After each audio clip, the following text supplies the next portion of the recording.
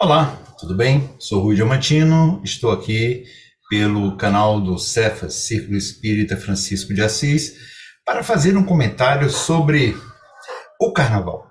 A eterna questão do Carnaval sob o olhar, o viés espírita. Recentemente ouvi comentários de algumas pessoas espíritas que estavam defendendo a liberalidade completa, a alegria do carnaval a ser aproveitada, até se utilizando de um dizer de Dom Helder Câmara, fazendo uma comparação entre o farisaísmo, que erra muito mais do que as pessoas que se dedicam aos prazeres da festividade carnavalesca. Analisar carnaval não é uma tarefa fácil. A não ser que a gente queira cair num certo anfibismo, ou seja, de ficarmos fazendo um contraste entre bem e mal. O carnaval é uma festa socioantropológica e, para quem é espiritualista e especificamente espírita, espiritual. Portanto, nós temos muitas variáveis complexas aí inseridas na questão. Adite-se, esqueci de dizer da dimensão econômica, porque o carnaval movimenta o trabalho, isto é verdade, e também movimenta muitos milhões de reais e mesmo de dólares. Então, analisar o carnaval como sendo uma festividade de diversão, de alegria, não é necessariamente um caminho para uma avaliação um pouco mais complexa, penso eu. Vamos lá então. O que é que a gente pode pensar sobre o carnaval? Sim, do ponto de vista social, antropológico, é uma festa que traduz um momento de desabafo, de desafogo das pressões da população, em específico das grandes cidades brasileiras, nesse seu dia a dia estafante num país marcado, obviamente, pela exploração das classes mais pobres, das pessoas que precisam trabalhar, às vezes com baixíssimos salários, que sofrem nos ônibus, nos metrôs, nas filas, nas ruas. Enfim, sem dúvida, o carnaval vem a representar esse momento de desafogo. Mas é muito interessante que certas formas de comemoração do carnaval estão reservadas a pessoas de maior poder aquisitivo. Por exemplo, aqui em Salvador, onde eu moro, nós temos um problema. Um abadá, como aqui chamamos, né? Uma camiseta que identifica a sua pertença a um determinado bloco de carnaval, custa uma fortuna. Um bom abadá está em torno de seus 2, 3 mil reais. Existem preços mais cômodos na base dos seus 450 reais, 600 reais. Muito bem, isto aí pode ser destinado às pessoas de condições de maior pobreza para brincar o seu carnaval em um bloco. Os desfiles de escolas de samba do Rio de Janeiro não parecem ter um baixo custo.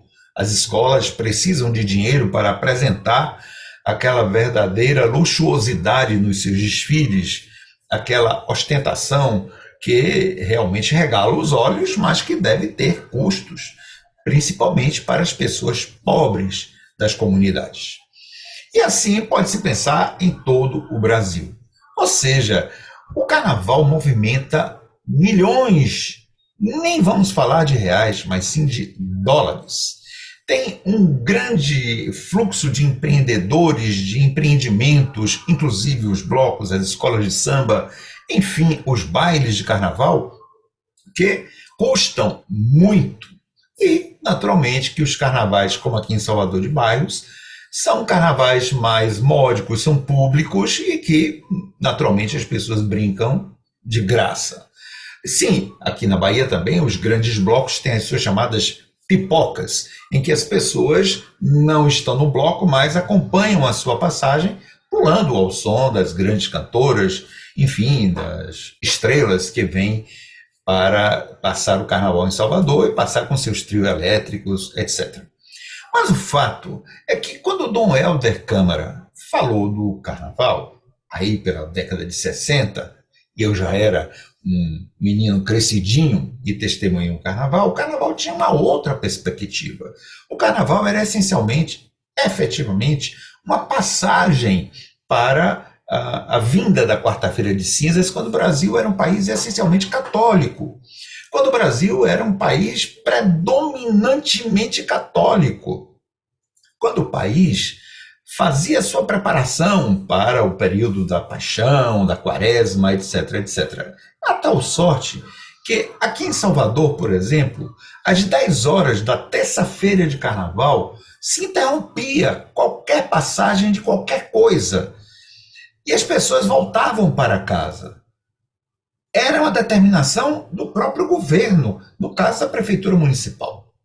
E, naturalmente, que o baile de fim de carnaval era realizado nos clubes, de uma forma muito restrita.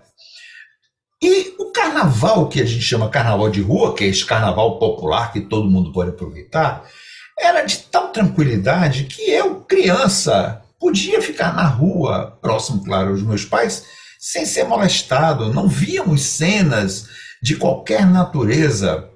Eu, com 17, 18 anos, fui pular atrás do trio elétrico e depois me dei conta de que aquilo ali não fazia muito parte do meu perfil. Já menino, né? Eu parei na Praça Castro e disse, o que é que eu estou fazendo aqui, vestido, antigamente se usava a mortalha, vestido de mortalha, o que é que eu estou fazendo aqui? E deixei de pular carnaval, como a gente chama aqui em Salvador, e, naturalmente, passei a apreciar o carnaval, passei a ver o carnaval com olhos, com curiosidade, mas sem ser um que a gente chama aqui de folião. Então, até uma coisa de 20 anos atrás, o carnaval tinha uma certa compleição, pelo menos aqui em Salvador, e hoje não. Hoje se trata, portanto, sim, de um fenômeno social, de desabafo, de entrega aos processos mais largos dos desejos humanos, mas, por outro lado, nós temos que pensar que este fenômeno socioantropológico econômico tem no seu lado espiritual a atração magnética. Nós não podemos ser espíritas materialistas. Pensar que só existem as pessoas encarnadas que vêm brincar carnaval. Os espíritos também vêm brincar carnaval. E, naturalmente, que entre esses espíritos há pessoas que gostam apenas do carnaval, mas há também pessoas desencarnadas que aproveitam-se do carnaval para realizar atividades que não são conspícuas, ou seja, de atuação espiritual negativa. E, além de tudo, com o ambiente, ou a ambiência que se cria no carnaval, com os miasmas físicos, inclusive, porque a higiene decai, as pessoas defecam nas ruas, fazem suas necessidades básicas nas ruas, fazem sexo abertamente nas ruas, enfim, a gente pode pensar que tudo isso cria um clima de atração para entidades mais do que em outros momentos. Da mesma forma que todo esse movimento nazifascista que vivemos no Brasil atraiu, mais do que nunca para a nossa esfera, espíritos ligados a esta forma de ver uma sociedade. Ou seja, espíritos ligados ao autoritarismo, ao nazifascismo, à xenofobia, à feminofobia e toda essa sorte de fobias, a transfobia, a homofobia, a xenofobia, toda essa sorte de coisas. Porque quando uma massa começa a vibrar em uma determinada direção, obviamente que nós temos os fluxos mentomagnéticos que atraem entidades com aquele mesmo teor. Então, dizer que o carnaval é uma coisa simples de apenas brincar não parece corresponder à realidade dos fatos. Nós espíritas não podemos mais analisar as coisas do libera tudo ou proíbe tudo. A gente precisa considerar muitas variáveis, que aqui estão sendo passadas muito pelo alto, mas apenas para dar a ideia da extensão do que podemos considerar sobre o carnaval. Não é uma coisa tão simples assim. Obviamente que ninguém está em condições de proibir ninguém de brincar carnaval. As pessoas que querem vão brincar. Eu, particularmente, não gosto. Toda vez que tem carnaval, eu me retiro para o interior da Bahia, onde nós temos um carnaval antigo, a cidade de Mucugê, que tem sua bandinha, que sai a determinada hora do dia, mais ou menos como era o carnaval da minha época. Claro que aqui em Salvador o volume era muito maior, mas tem aquele clima. Entretanto, estar aqui em Salvador, em Ondina, na Avenida 7, seguindo atrás dos trios das grandes estrelas, não significa apenas uma brincadeira. Lembrando que nesta época o consumo de drogas de toda natureza, a começar pelo álcool, sobe a níveis incalculáveis. E tudo isso não é apenas vício, tudo isso também é mercado, tudo isso também é dinheiro, tudo isso também é consumo e venda.